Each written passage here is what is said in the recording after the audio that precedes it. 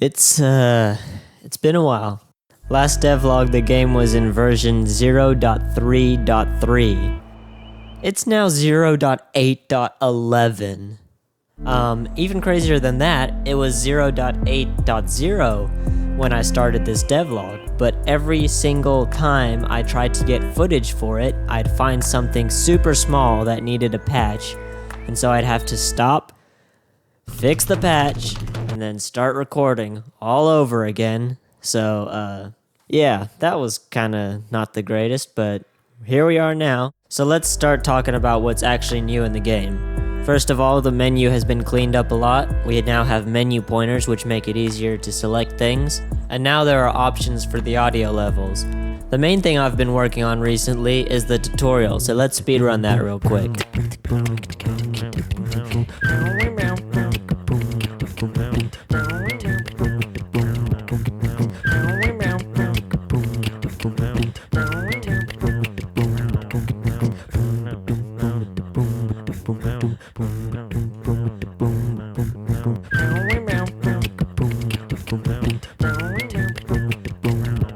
Some minor changes I've added are transitions when sleeping and changing scenes, background music fading, as well as being protected from losing sanity when in the shelter, some minor bug fixes such as items duplicating when you save your game, players' gravity being turned off, and being able to climb objects even when you weren't touching them. I also fixed the issue where containers would open when you were running or gliding, as well as lowering the amount of time you need to shake an item in order to open it. Now, let's talk about travel.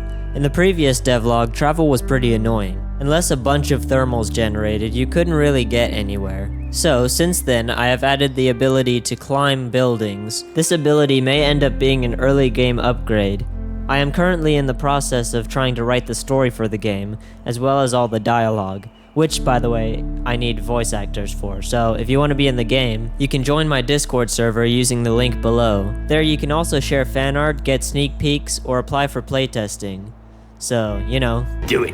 In the future, I'm planning on adding permanent structures that will have discs that explain the lore of the game, as well as upgrades. Another feature I added was the ability to put your glider on your back, making it easier to climb structures.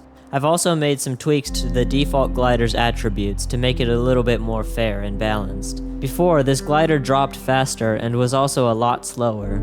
A recent change I made to the game was something that doesn't affect gameplay at all, but makes a huge difference on my end. Anytime I wanted to delay something in the game or have a function that looped over and over, I would use the invoke method instead of coroutines, because I was terrified of coroutines.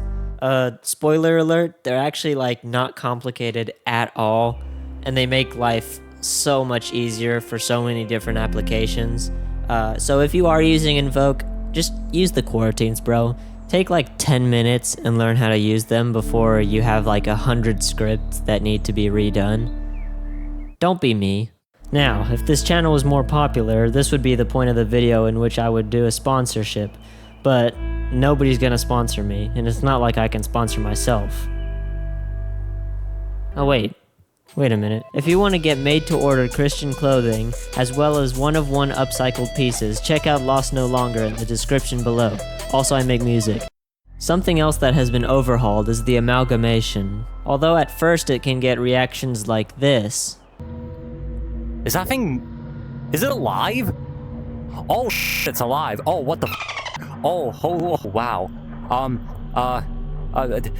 Eventually, it just became a pain to deal with. But how do we make the player feel afraid of the amalgamation appearing, and uneasy when anticipating it, while having the game feel fair? Well, I've taken some inspiration from how the warden works in Minecraft. In the game there are now warnings which indicate to the player how far away the amalgamation is. The amalgamation will now appear for a shorter amount of time, but also take away your sanity much quicker. At the time of making this devlog, I haven't implemented this next aspect into the game yet, but I want the amalgamation to appear at the first warning, just very far off in the distance. After each warning, he will rush forward, eventually getting close enough to drain your sanity. The last thing I've done is adding a bit of music and effects to the combat scene. Not really much to say about this one. This is it.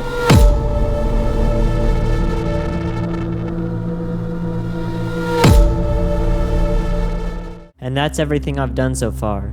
If you've made it to the end of this video, thank you for watching, and until next time, that's it.